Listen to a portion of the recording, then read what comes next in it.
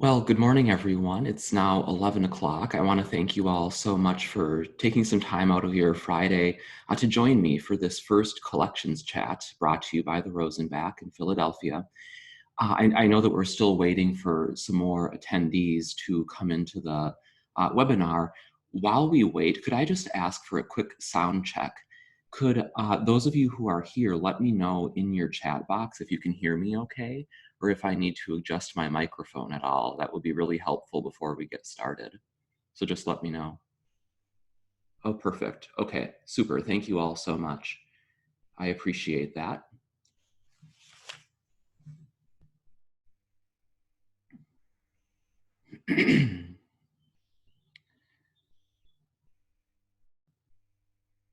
Very good. Well, why don't we just get started and others will join us as they are able.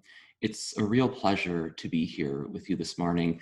My name is Alex Ames. I work in the collections department at the Rosenbach, a museum and special collections library located near Rittenhouse Square in Philadelphia.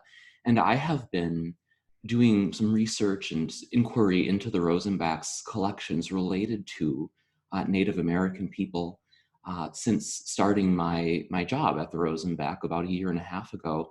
And I can tell you, when I began working on this project, I never would have imagined that it would, sort of the final product would be doing a virtual program like this. But these are interesting times, and it's really a pleasure to have the opportunity to be here with you today and showcase a few of our objects with you, and hopefully give you some reading to do as well after our program concludes.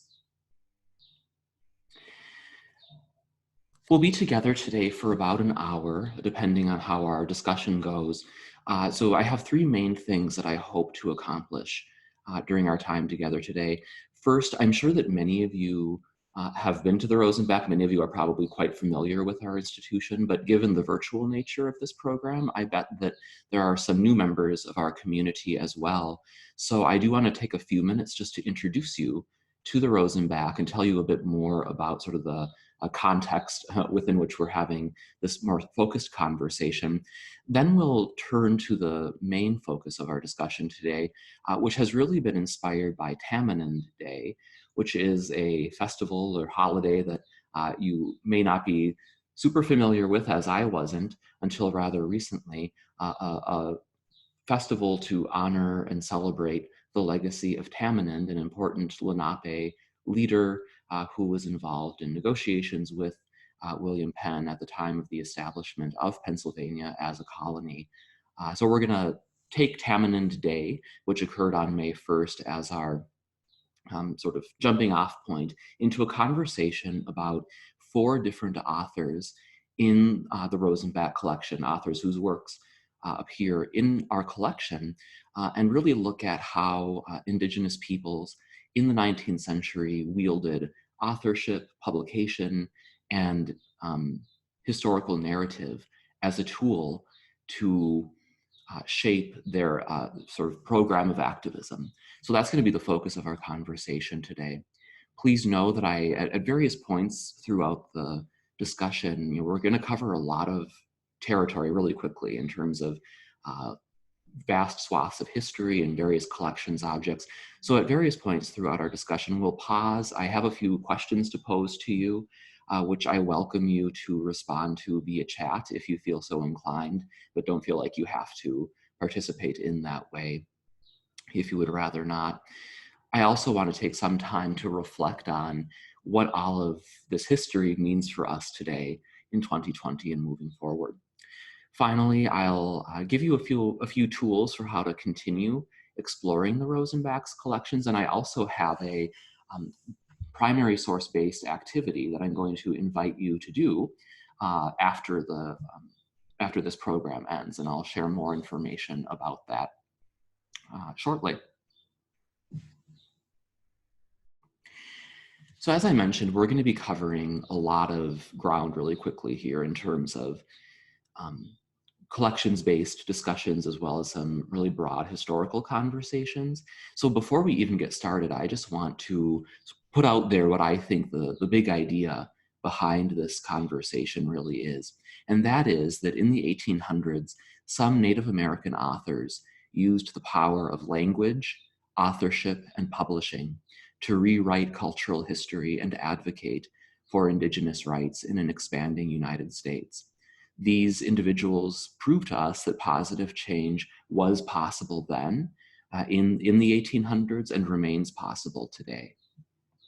I really see, my role in telling you about some of these collections objects as giving you the tools to continue exploring these authors' works. And hopefully when the world opens back up again, hopefully you can come to the Rosenbach and see some of these items for yourself in person.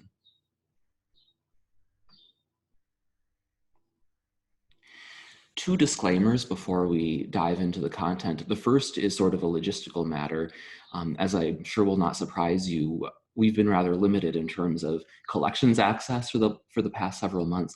So the photos that I'm going to show you of our collections objects are photos that I had taken just sort of for my own research purposes prior to our closure. So some objects I will have photographs of, some I do not, which means that for some of the objects, I pulled images from online, and so they're not actual Rosenbach objects. A couple pieces I don't have images of at all, but that's all the more reason for you to be able to come and visit in person once we reopen. Also, I just do want to note that, as I'm sure will not surprise you, this this presentation covers some difficult themes in American history. And my approach has been, for the most part, not to modify the language or the terminology as used in historical texts, referring to various peoples, referring to incidents, and so on and so forth, so that the historical language as used in primary sources is unedited, as you will encounter it in this presentation. But in my analysis around these primary sources, I use sort of the language of the secondary scholarship as it exists today. So with that, as I said, I just want to give you a quick introduction to the Rosenbach for those of you who may not be familiar with our institution or who perhaps haven't visited in a while. The Rosenbach is located near Rittenhouse Square in Philadelphia, as I mentioned, and it's a unique institution in that we're both an historic house museum and a rare book and special collections library. The Rosenbach was the home of Dr. A.S.W. Rosenbach and his brother Philip Rosenbach, who were the early 20th century's preeminent dealers in rare books, manuscripts, as well as fine and decorative art. They lived at 2010 Delancey Place, and our institution has since their lifetime expanded into a second townhouse next door. So I'll just get my laser pointer here. So this home right here was the Rosenbach's actual house that they lived in at the time of their passing. And then our institution has expanded into a neighboring townhouse. So what you see here is our headquarters on Delancey Place in Philadelphia. We opened as a library and museum in 1954, and our core collections consist of American history, British and continental European history and literature, as well as a great collection of fine and decorative art. So we have really wide-ranging holdings that we bring to the public attention through programs, exhibitions, and other opportunities for engagement.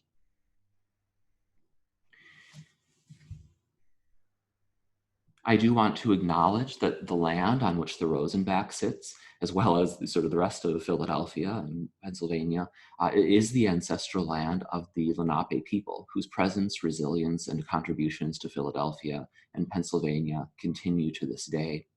In this program today, we seek to honor the original caretakers of this land and the entire North American continent, recognize the histories of land theft, violence, erasure, and oppression that have brought us and our institution here to this point, and use historical analysis to strive toward a more equitable and inclusive future for all members of our community. And it's really that last point that inspires me so much about this content. As you'll see once we dive into the authors, we're really going to engage with how Indigenous people, Indigenous authors in the 19th century sought to use cultural narrative as a way as a path toward healing. And that's something that I think the Rosenbach and other institutions that hold these kinds of collections objects can be a part of as well. So, something I always say when I'm talking about this particular line of research that we're undertaking at the Rosenbach is, I am not myself a person of Indigenous background, but as a citizen of the United States and as someone involved in the stewardship of these collections, I feel that it is a responsibility to learn as much as we can about this topic and have really a better understanding of our present and our future based on our collective heritage.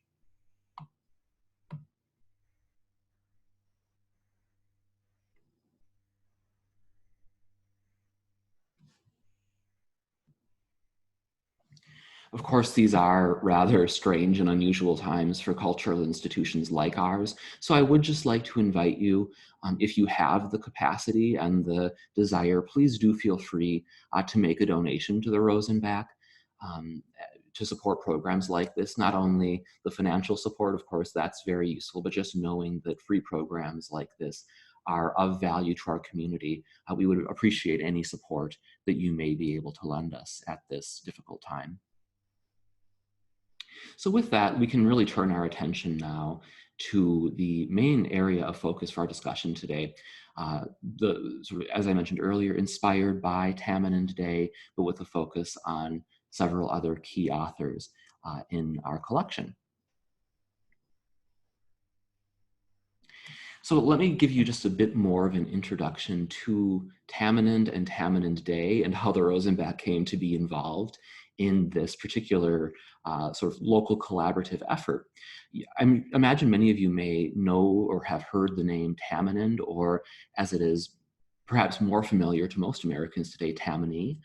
Tamanend was a very prominent and important Lenape leader at the time of sort of the initial contact with William Penn, when Pennsylvania was chartered and established as a colony. This is a famous sort of allegorical depiction of sort of the coming together of cultures at this time.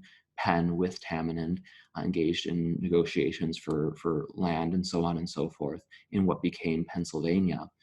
Tamanend himself was indeed a very important historical figure at this time, sort of the early history of Pennsylvania and the European settlement, conquest of North America. But what is quite interesting as well is he became a sort of focal point for collective memory and folk culture in early America, and especially in Philadelphia and Pennsylvania.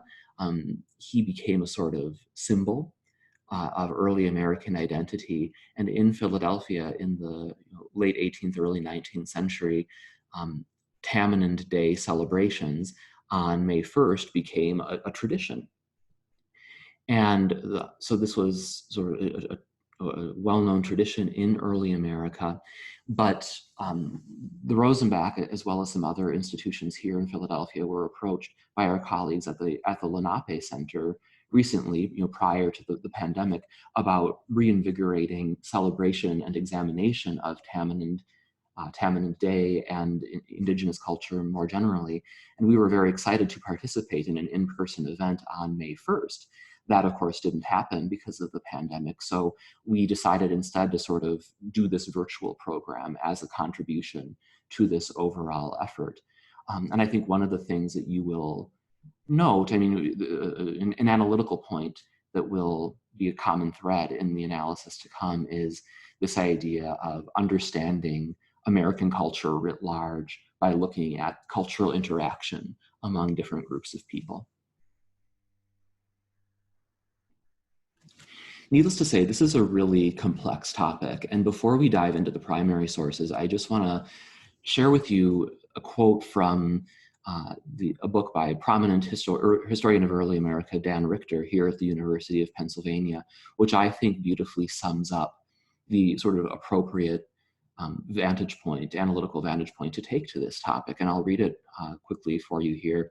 After more than 30 years of scholarly study, I know more than ever that mere interest is insufficient, that understanding is elusive, and no easy judgments can be made about the wretched North American historical experience of Indians and Europeans, indigenous people, and settler colonizers. But nonetheless, I am more convinced than ever that we need to probe those mysteries, to trace the roles of trade, land, and power in the conquest of North America, to see Indians and Europeans equally as actors in the process, and above all, to listen about how our continent's historical wounds might find healing.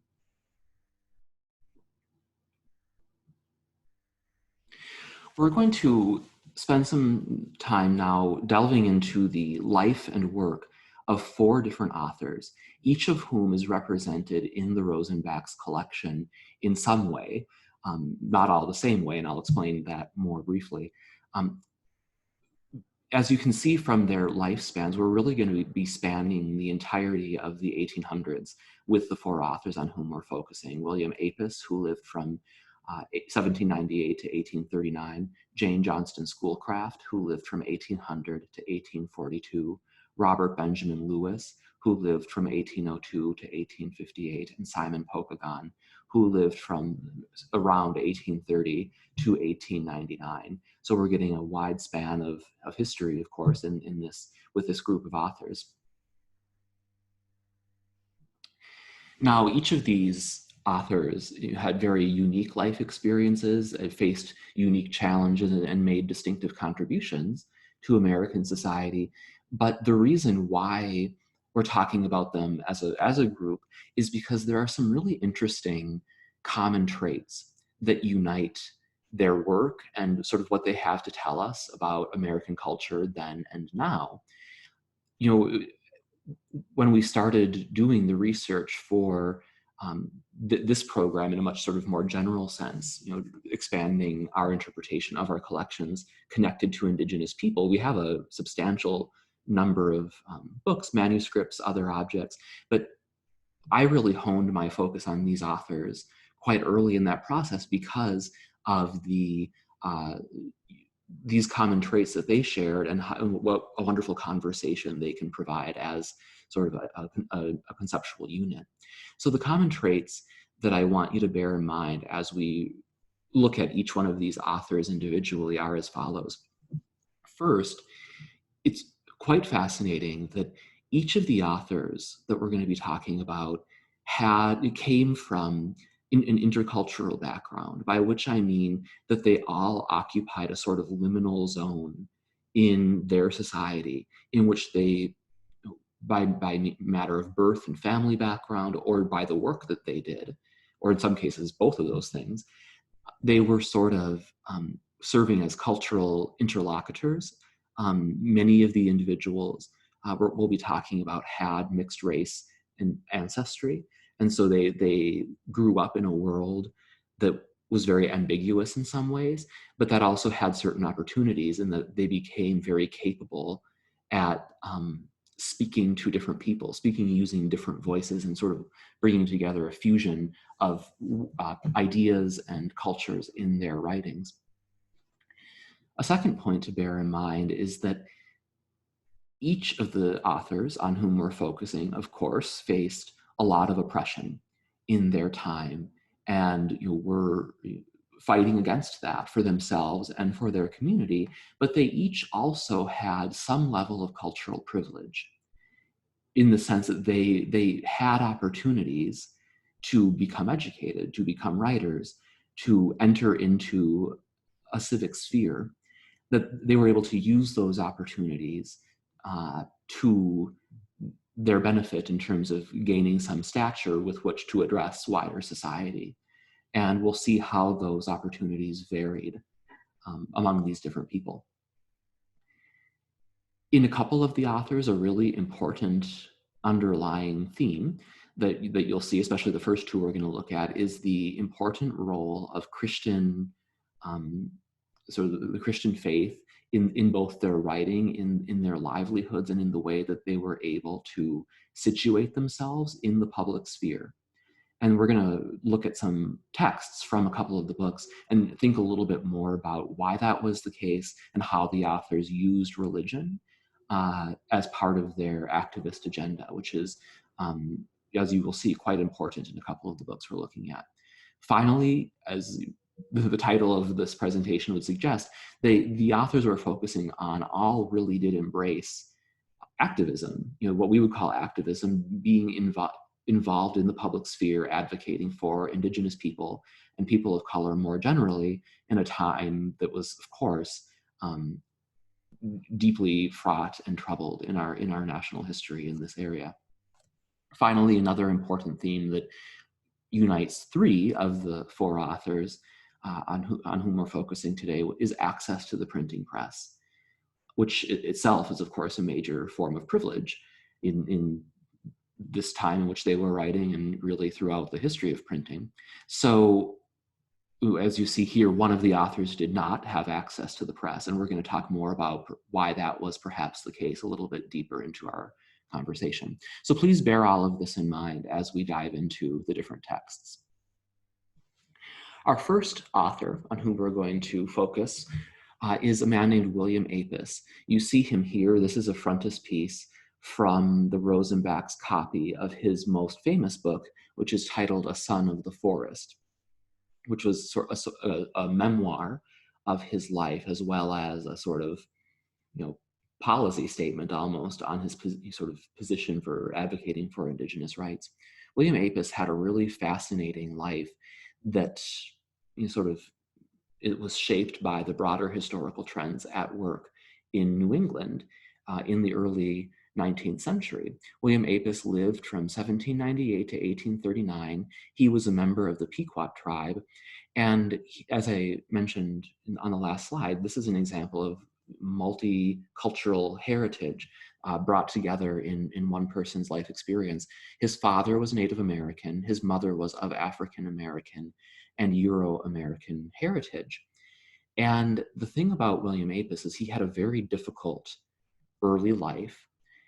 His home life was very troubled. He ended up being raised for a while by his grandparents, and that household was actually abusive. He experienced domestic violence and was removed from that household.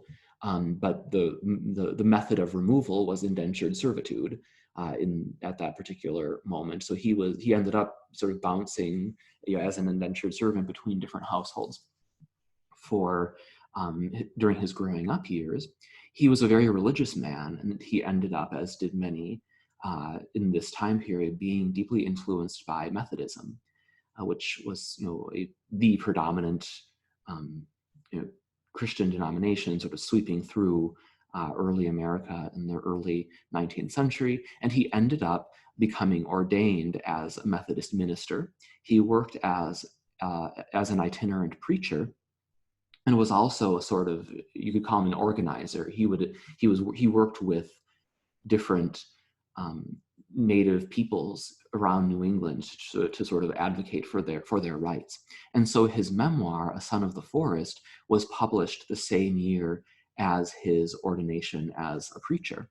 And now we're gonna dive into the text. I want to pull up some excerpts from his book. So you see here the title page of the Rosenbach's copy of A Son of the Forest.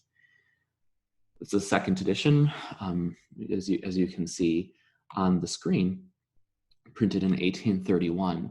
And I won't read verbatim. You can see this is a fair amount of text, but you can quickly get a sense as you glance over this text, the very different interpretation of American history that Apess was putting forward in his book, in the first decades of the 19th century. So you can see here, for example, ever since the discovery of America by that celebrated navigator Columbus, the civilized or enlightened natives of the Old World regarded its inhabitants as an extensive race of savages. Of course, they were treated as barbarians, and for nearly 2 centuries they suffered without intermission, as the Europeans acted on the principle that might makes right. So, needless to say, this is he's using his book as an opportunity to try to set the record straight on early American history from a different perspective, from the perspective of Indigenous peoples. In a really interesting point, however, in this book, that I want to draw your attention to is the second paragraph here, bearing in mind, of course, that Apess was a Methodist minister, was a sort of a deeply religious Christian man. Here's what he has to say. When I reflect upon the complicated ills to which my brethren have been subject ever since history has recorded their existence, their wanderings, their perils, their privations, and their many sorrows, and the fierceness of that persecution which marked their dwellings and their persons for destruction, when I take into consideration the many usages and customs observed religiously by them, and which have so near and close resemblance to the manners, etc., of the ancient Israelites, I am led to believe that they are none other than the descendants of Jacob and the long lost tribes of Israel.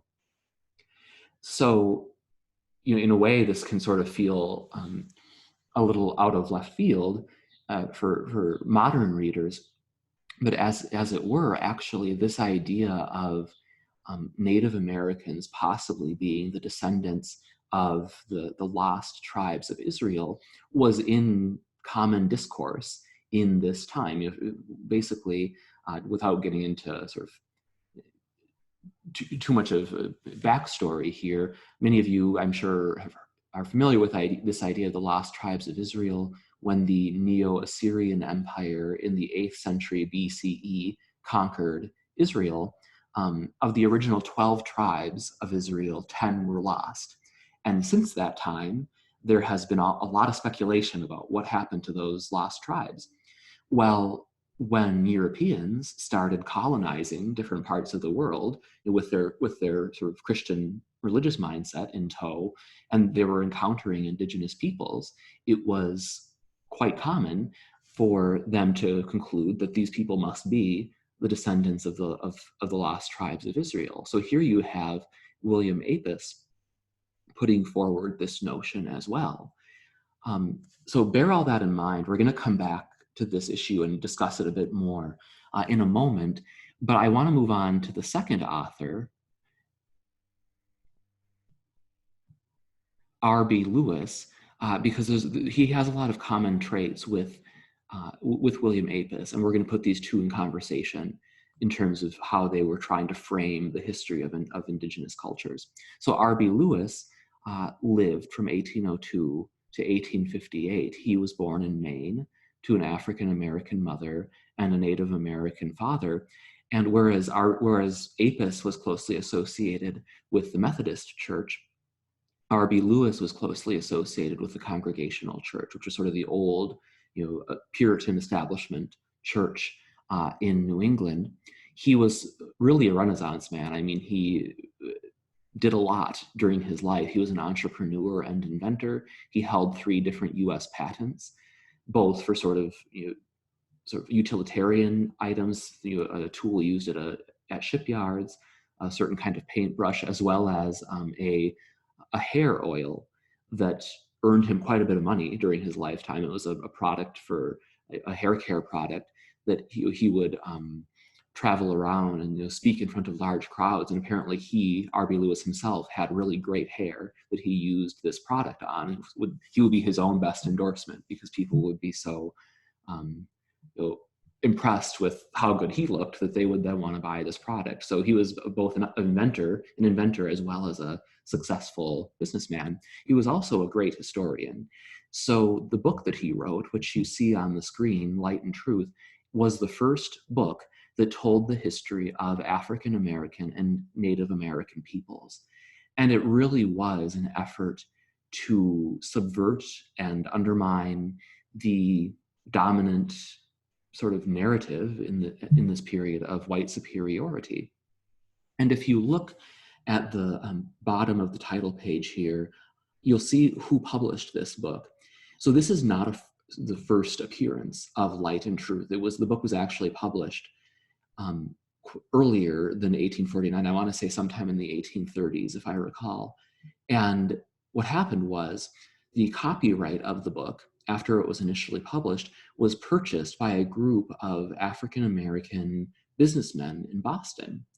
And they reissued the book, an expanded version of the book in this edition here that you see on the screen. And I'm just going to pull up for you some quotations from the preface that this committee that published the book wrote. So you can get a sense of why they decided to print it themselves. They say, here we publish this volume of collections from sacred and profane history with the determination that a correct knowledge of the colored and Indian people, ancient and modern, may be extended freely, unbiased by any prejudicial effects from descent or station. And at the bottom, you can see here that they specifically said he's a descendant of the people he is working to vindicate with this book. And the title page really makes clear what R.B. Lewis is up to in this book, not unlike William Apess, whom we just discussed, working to situate Indigenous people in sort of the broader heritage of human civilization as it was sort of conceptualized at that time. So here you see some excerpts from the book. I pulled quotes here from a section called, of R.B. Lewis's Light and Truth, called "The True Christians in This Land Are Indians." And you can see here this quote, which perhaps can make us think more again about William Apess's not dissimilar commentary. America was originally peopled by Christian nations, which lived mostly by hunting and fishing. The Europeans who first visited these shores treated the natives as wild beasts of the forests and hunted the Indians down with dogs and guns.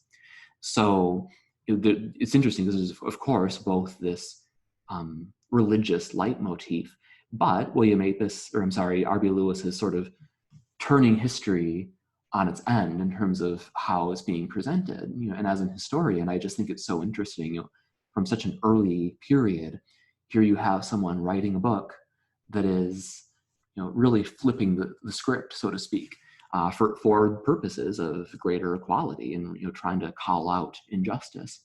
And he certainly uses strong language throughout the book, as you can see here. The people of God who were murdered by the thousands, men, women, and children, under the act made by Congress in cold blood murder to obtain their land. Woe unto the nation, the United States of America.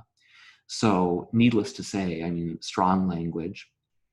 And it's a lengthy and thorough book that really reveals R.B. Lewis's sort of immersion in classical knowledge. He was trained to be a missionary by the Congregational Church in New England, and that sort of, he brought a lot to bear on this effort of writing this book. So with that, let's pause for a minute, and if you feel so inclined, I would love to hear some of your thoughts in the chat box. And I have two questions for you to consider. The first of which is, do you think it's a coincidence that William Apess and R.B. Lewis were both linked to socially prominent Protestant Christian denominations? And why do you think they worked so hard in their books to fit Indigenous peoples into a Christian framework? So take a few minutes just to think about those questions, enter them into the chat, and then I think you can all see, of course, the responses we get, but I'll also read some of them aloud so we can all think about these issues together.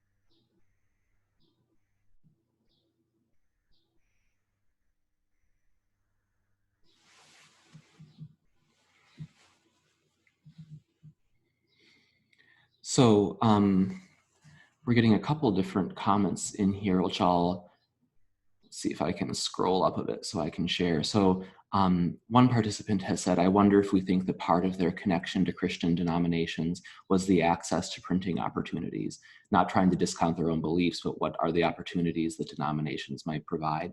I think that that's really spot on in the sense that, you know, and maybe even beyond just access to printing opportunities themselves, but just access to social standing in sort of establishment culture of the time period. People were, you know, they were able to presumably, you know, have some education and training in matters theological and historical, you know, practice writing, and as you say, access to the press, and you know, maybe some assumption that they're going to be able to find an audience for their work. So I think that that's absolutely the case. Yeah, and someone else is saying without the link to the Christian organizations, they wouldn't have been able to publish. Mm-hmm. Yes, another comment here that they had the advantage of being trained to write sermons, so they would have perhaps been more eloquent than others. They probably also experienced prejudice at the seminary or whatever their formal training was, and had that background as well. I think that that's all absolutely the case, that they simply had, through these more or less, you know, sort of establishment and slash up and coming religious traditions, access to a civic forum. You know, I mean, William Apess, as a Methodist minister, was preaching in front of, you know, audiences, congregations of mixed heritage, and that's a really interesting, interesting phenomenon.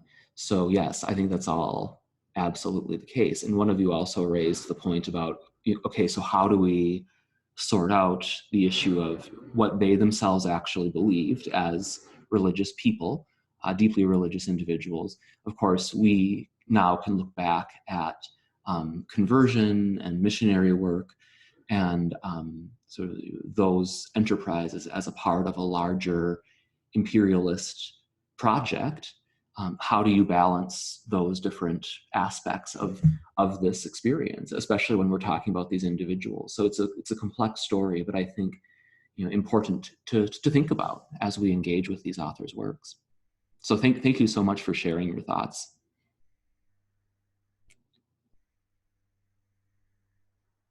So I want to move on now to our next two authors, both of whom are represented in the Rosenbach collections, but in somewhat different ways, which you'll see momentarily. So the first author about whom I want to tell you is a man named Simon Pokagon. You can see that he's a bit, his lifespan is a bit later. He lived from circa 1830 to 1899. He was a member of the Pokagon band of the Potawatomi tribe in Michigan, and he was a very shrewd politician who sought to advocate for Native rights and peaceful relations with the United States. He occupied very fraught territory between cultures. He was this sort of interlocutor, this ambassador between peoples, and some members of his own tribe thought that he was maybe a little too willing to engage and compromise with broader white society at the time. But he always held that he was primarily trying to be a force for peace in American life in the mid to late 19th century. His book, Queen of the Woods, is hailed as a very early example of Native American fiction.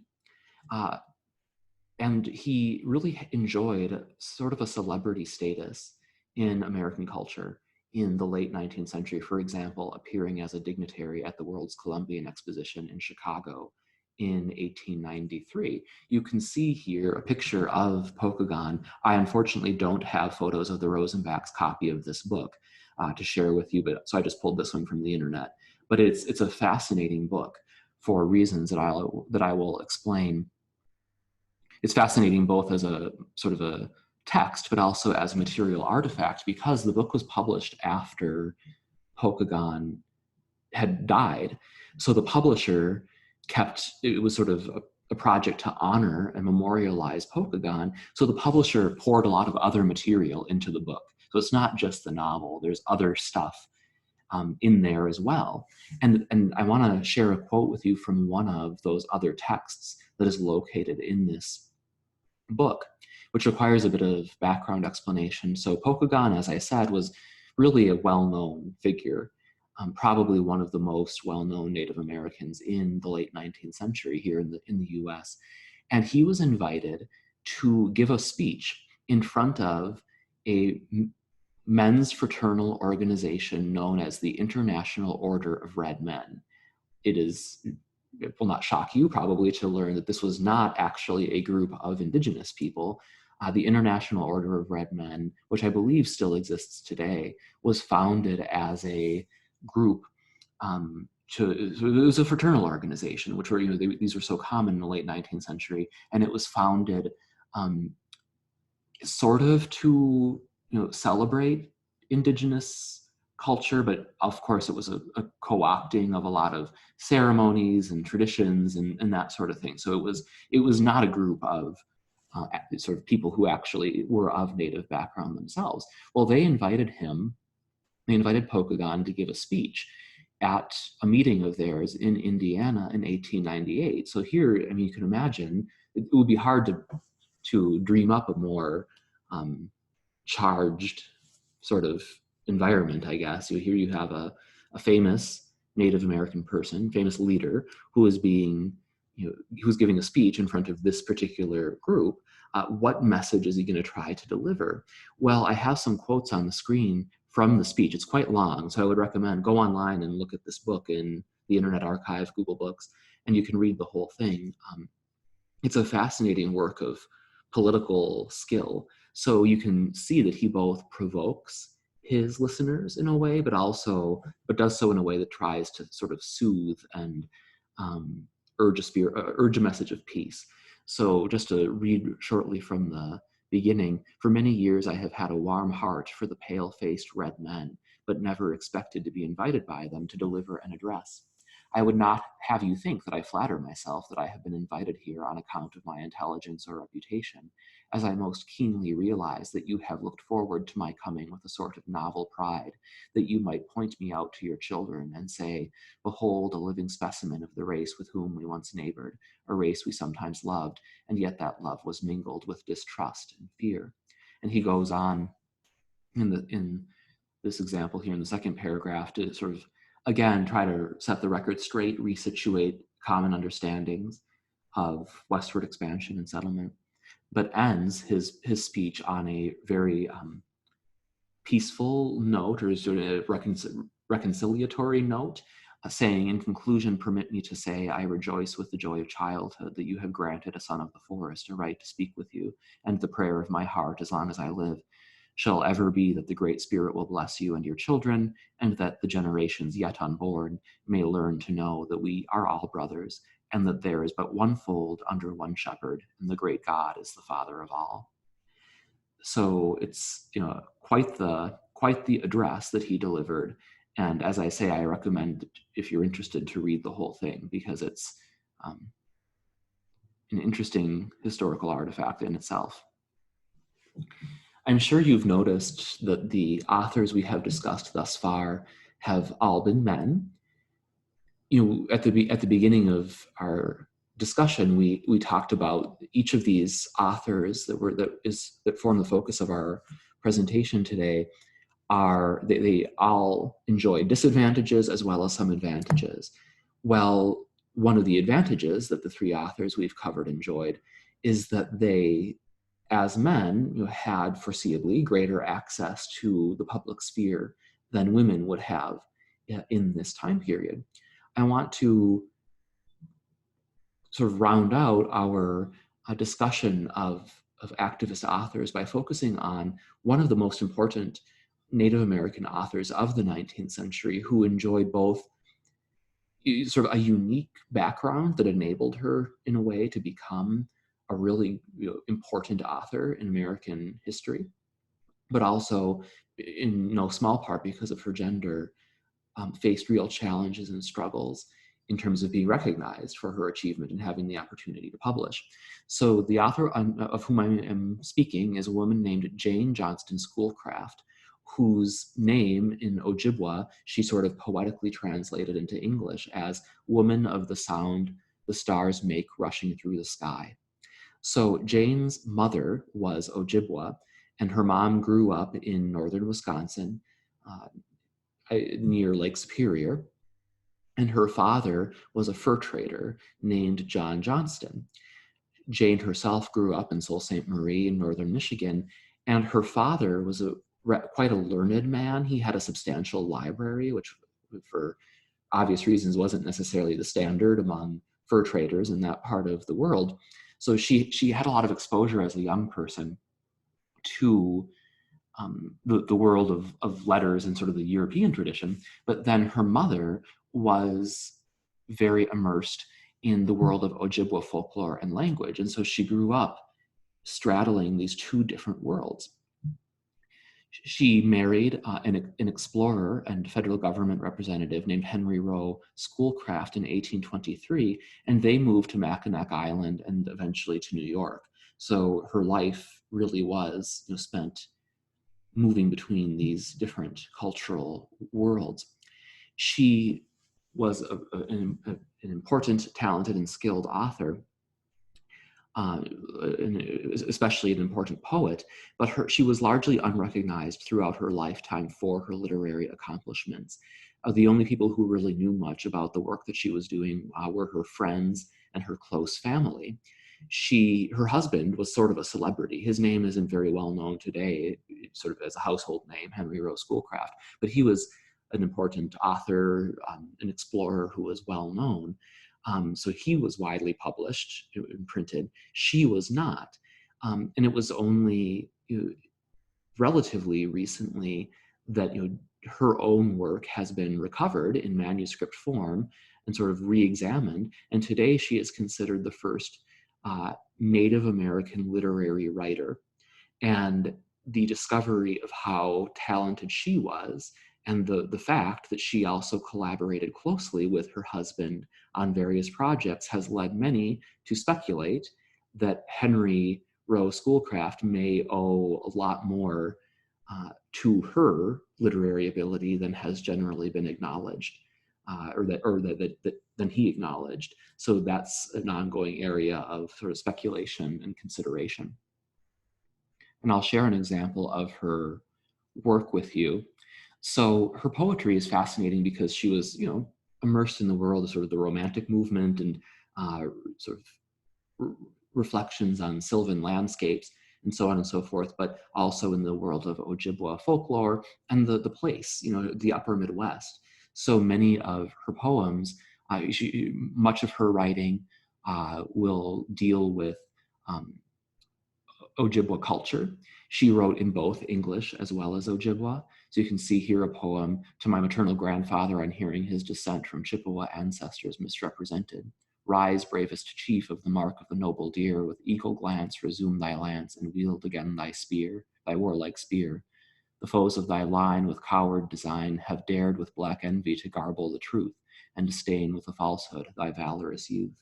So much of her work addresses family heritage, Ojibwa culture, but she also wrote, sort of beautiful verse about landscapes in the upper Midwest. And being from northern Minnesota myself, it's just fascinating to read her poems of that nature, because they're places that my family knows or have visited, and it's fascinating to see her bring her poetic mindset to that particular region. Her work is, I will note, if you're interested in exploring more of her work, it's not, there are some poems by her online, but for the most part, her work isn't widely printed, and thus widely available. There was a volume, an edited collection of her work published by Penn Press, I want to say, in 2007. So you can check into that on Amazon or maybe at your local library. And the name of the book is The Sound the Stars Make Rushing Through the Sky. So that brings me to my second set of questions. And again, I would love it if you could share your thoughts in the chat box. The first question I want to ask is, imagine that the four authors we've talked about today, William Apess, R.B. Lewis, Schoolcraft, and Pokagon, were alive today. What do you think they would say about what has changed in American life since the 1800s? And what do you think they would say has not changed? So that's sort of a heavy question, but a slightly maybe lighter one. Second question here, do you feel inclined to read any of these authors' works in greater depth? Do any of the writings that we've looked at really inspire you to do more digging into their work? And which authors are you most interested in and why? So take a few minutes and please do share your thoughts if you have any.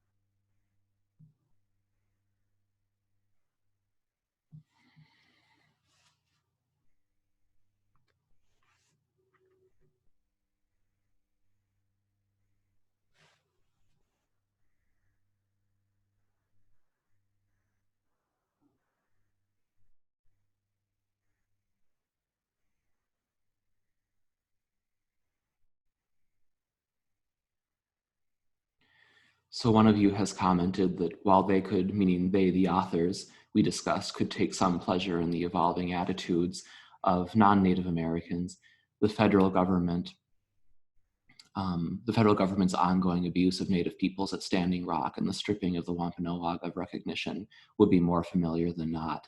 I think that's such an interesting point, that sort of maybe general cultural attitudes around, you know, acceptance and all that have shifted, but actual functional policy questions, I mean, there's things haven't maybe really changed that much. And I think it's an interesting question, you know, what's the connection there? What's the relationship between sort of individual attitudes, the action of you know, government agencies and things of that nature, which certainly merits further further exploration. And I see you ask a question as well. I wonder if you could say a few words about the Rosenbach as collectors of Indigenous authors. Was this an area of interest, or were they just voracious collectors? Great question. So I will say all of this is sort of my personal speculation, so take it with a grain of salt. But I think it's a couple different things. The first is, you know, certainly the Rosenbach today is probably best known for a few iconic literary manuscripts, like the James Joyce Ulysses manuscript. We have a great Dracula collection, you know, a lot of other Dickens, Shakespeare, and et cetera, and you know, rare books and so on. I think that it's important to remember that they were also, Dr. Rosenbach in particular, a huge collector of early Americana. So our early American history collection I think it's actually larger. Our history collection is larger than our Brit-Lit collection. And so part of the reason why we have so much of this type of material is simply because, of course, if you're collecting an early American history, relationships between white settler colonizers and indigenous peoples, that's just going to be a key part of the collection. Some of the objects that you saw today, like our copy of Simon Pokagon's book, that's a more recent acquisition. It was not a Rosenbach purchase. So there's some things that were indeed acquired by Dr. Rosenbach during his life, and then we continue to expand in certain other areas. But something else, and this is very much me on sort of speculative territory, Dr. Rosenbach and his brother Philip were very important members of the Jewish community in Philadelphia and in the United States during their time. And I think Dr. Rosenbach was deeply interested in cultural interactions of all kinds. And so, our early Americana collection is not just early what became the United States, but really the Americas broadly conceived. So he was collecting materials related to Mexico, materials related to Canada. He had a sort of Atlantic world mindset much earlier than it became in fashion in scholarship to take that approach. So I think that a lot of the incredible diversity in our collection has to do with the fact that Dr. Rosenbach had a very sophisticated interest in the history of cultural interaction. It's a great question, and one that is probably best answered just kind of by looking at our shelves, in our bookshelves in the West Library, where we keep much of our early Americana, and it's just, it's really a walk through the early cultural and social history of the Americas. So great question, and thank you for asking it. And I'm just going to take a look at the other comments we're getting in here.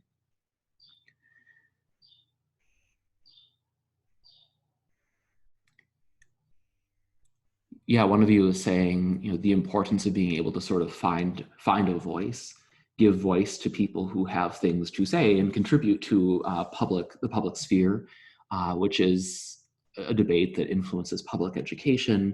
Who has the opportunity to enter into civic dialogue? I think that's a key question for our time.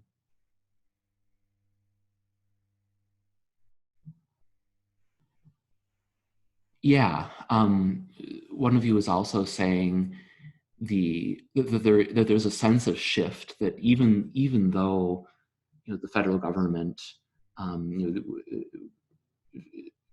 policies may not necessarily be changing as rapidly as public sentiment around equal treatment and what is just treatment and healing historical wounds, that sort of thing, that this movement toward more equitable futures that can actually and will sort of hopefully seep its way deeper into the national psyche. And there would have been a sense in the 19th century that land seizure, the westward movement, and so on, are just important parts of national life, and that's just kind of, it was assumed maybe to be good, and now we can look back with some benefit of perspective and maybe have a more sophisticated understanding. So thank you all so much for sharing those thoughts. I'm now going to just share a few of my final own thoughts. And I know let's see here, we're at a little afternoon, so if you do have to leave, please feel free, but I'll just sort of zoom through what we have for the rest of our presentation here. So I just want to note that I think that one of the wonderful things that we see in the authors we looked at today is that re-narrating history, telling history from a different perspective, can be a powerful step toward imagining and affecting social change. It's also true that, while it's important that we don't judge historical time periods and historical characters by the standards of our own time, I think that one of the things we see through works like those by William Apess and R.B. Lewis, that it was very possible in the early 19th century to imagine a society in which toleration, mutual respect, cooperation were possible and valued. And so it's useful to look at how other people were framing the debates of their own time to get a sense of, what was sort of cognitively possible to imagine as a future for the nation at this time. Also, sort of a cliche perhaps, but history casts a long shadow. And so I'm sure many of you have probably seen in recent weeks all sorts of news stories about the impact of the coronavirus pandemic on Indigenous peoples and sort of the unequal impact that it will have on Native American communities. This is, of course, a very sad reality that is grounded in American history. There are also signs of hope and optimism to be taken from history as well. I saw this wonderful news story on the New York Times. In the 1840s, the Choctaw people had made a donation to the people of Ireland at the time of the Great Hunger, the potato famine, as a sign of solidarity and assistance to the Irish who are going through their own crisis. Well, the people of Ireland are now raising money to support Native American tribes who are struggling in the coronavirus pandemic and have raised, the last time I checked, around $1.8 million for various tribes. And that's a GoFundMe campaign sort of undertaken by the Irish people as a way to say thank you for past generosity. So history can also have silver linings as well and stories of optimism. One of my colleagues also brought this article to my attention about Cherokee citizens writing themselves into the future. This was just published, as you can see, yesterday. So I will send out this link to you all so that you can, after the presentation, so that you can check out this article, because it's a fascinating read that has a lot to do with the things that we've been talking about today. I want to invite you to be sure to continue exploring the resources of the Rosenbach. I hope that today is just the beginning of our conversation and that you'll be able to connect with us both online and in person once we reopen. If you visit our website, you'll be able to download a collections guide on our research page that lists some documents and books related to Native American history and culture. You see a sort of sample of that page, of that guide here. Please do follow us on social media. And as I believe I mentioned earlier, many of the books we looked at today are actually digitized and available online. So if you just go to the Internet Archive, you'll be able to read some of them and just do some searching, and you'll be able to find what you're looking for. If you need any help or have other follow-up questions and comments, please let me know and I'll be happy to connect with you and help you find what you're looking for. When we open back up again, I do invite you to come to the Rosenbach to take an historic house tour, attend a program, make a research appointment to continue exploring our collections, and also maybe even become a member of our institution. In the meanwhile, you may recall at the very beginning of our time together, I wanted to invite you to participate in an activity after our program is done today. And this is an activity that we actually did on site in one of the last programs that we hosted before the pandemic closure. I want to invite you to take an historic Rosenbach document, one of our treaties, which you see here, and write an erasure poem based on this document. So what that means is, I'll read you a definition of erasure poetry to give you a sense if you're not familiar with that term. Erasure poetry, also known as blackout poetry, is a form of found poetry wherein a poet takes an existing text and erases, blacks out, or otherwise obscures a large portion of the text, creating a wholly new work from what remains. The idea being that by sort of engaging with this text in a very intimate, focused way, you're sort of you're dialoguing with it. You're dialoguing with an historical document, which of course documents of this nature are so fraught that it's a great way to sort of dive into the document. So the basic idea here is if you have the object printed out, you would literally sit there and take away words and then be left, you can sort of construct new thoughts and sentences out of the words that remain. So just to sort of demonstrate what I mean by this, I'll show you sort of how you would do this. And I would suggest I'll send around the scan to you, and then you can do it on your computer, or you could print it out and do it at home, and and actually do it physically. But what you would do here is just sort of think, for example, I sort of like the idea of starting a poem with E pluribus unum, but I don't really want John Quincy Adams's name right there. That, for my purposes, isn't very poetic, so I'm going to take that out. And then, there's a certain unity there with unum, united, so I can cross out some of this text. And you just sort of do this, thinking all in singular. That resonates with me as sort of a poetic way to think about cultural interaction in the United States. Are we one people? Are we multiple peoples who have been brought together, etc.? And you would do this for the whole text and use the words that remain to write a new poem. So you can see here that we did this, as I mentioned, on site, and you'd think treaty text is probably the driest, most legalistic text you could ever hope to work with for a purpose like this, but it was amazing what people were pulling out, how they engaged emotionally with text of this nature.